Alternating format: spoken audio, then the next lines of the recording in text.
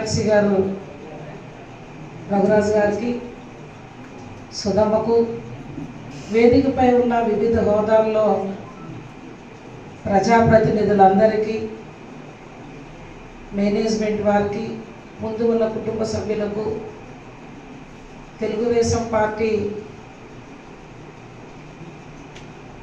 పెద్దలకు,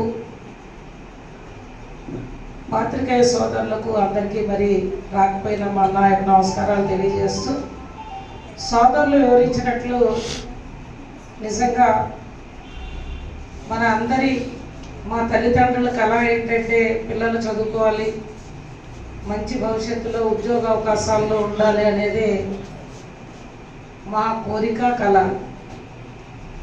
మరి ఈనాటి పోటీతత్వంలో ప్రతి ఒక్కరూ కూడా ఉద్యోగ అవకాశాల్లో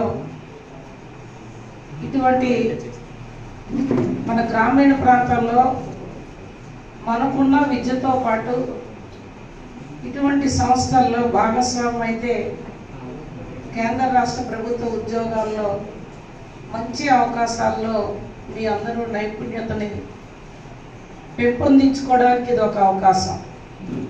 నేను మేనేజ్మెంట్ సారీ ఫీజు అనేది మేము పెట్టాం. డిఎస్సి కానీ, టెట్ కానీ, ఎస్ఐ కానిస్టేబుల్స్ కానీ, ఇతర ఉద్యోగ అవకాశాలకి కావలసిన సిలబస్ని మేము ఇక్కడ అందించగలుగుతున్నామని ఆమె చెప్పడం జరిగింది. మా సోదరులు అన్నట్లు ప్రభుత్వ పరంగా మన సంస్థకి ఏ అవకాశాల కోసం ఏ అవసరం ఉన్నా తప్పకుండా వేదిక మీద ఉన్న అందరం బాధ్యత పడతాం, ముఖ్యపడతామని మరొకసారి మేనేజ్మెంట్ వారికి నేను మాటిస్తూ, మన తొలి పండుగ వినాయక చవితి. ఆ వినాయక చవితిలో మరి నిజంగా పూర్వ క్రీడల్ని కానీ ఆటలు కానీ మనం కూడా మా పిల్లలు మర్చిపోతున్నారు. హౌసీని మర్చిపోకుండా మరొక చక్కని కార్యక్రమాన్ని మీకు ఏర్పాటు చేయడం కూడా ఇది ఎంతో సంతోషం. మరి అందుకే ఇవాళ కేంద్ర రాష్ట్ర ప్రభుత్వాలు కూడా ఆలోచిస్తున్నాయి. ఇవాళ ప్రధానమంత్రి గారు నరేంద్ర మోడీ గారు కూడా స్కిల్ డెవలప్మెంట్ కోసం ఒక ప్రాజెక్టు అన్ని రాష్ట్రాల్లో కూడా నిధులు కేటాయించి ఏదైతే ఇవాళ ఉద్యోగ అవకాశాల్లో వాళ్ళ స్కిల్ని డెవలప్ చేయడం కోసం మా వంతు సహకారం కూడా యువత కోసం బాధ్యత పడతాం.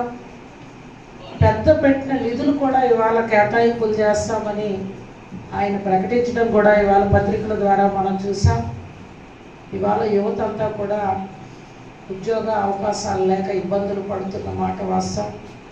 అందుకే రాష్ట్ర ప్రభుత్వం కూడా, కూటమి ప్రభుత్వం, గౌరవ రాష్ట్ర ముఖ్యమంత్రి వర్యులు నారా చంద్రబాబు నాయుడు గారు 16,500 ఉద్యోగ అవకాశాలకి ఇవాళ మెగా డిఎస్సి ద్వారా అవకాశాలు ఇవ్వబోతా ఉన్నారు.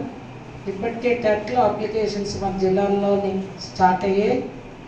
మీ అందరినీ మేము ఒకటే వేదిక మీద ఉన్న అందరూ తల్లిదండ్రులుగా ఒకే మాట, మీరు బంగారు సారి నేను మనస్ఫూర్తిగా అభినందిస్తూ నా సహాయ సహకారం ఇందులో యువత తప్పకుండా అందరికీ ఆల్ ద బెస్ట్ చెప్తూ కేంద్ర రాష్ట్ర ప్రభుత్వ ఉద్యోగ అవకాశాల్లో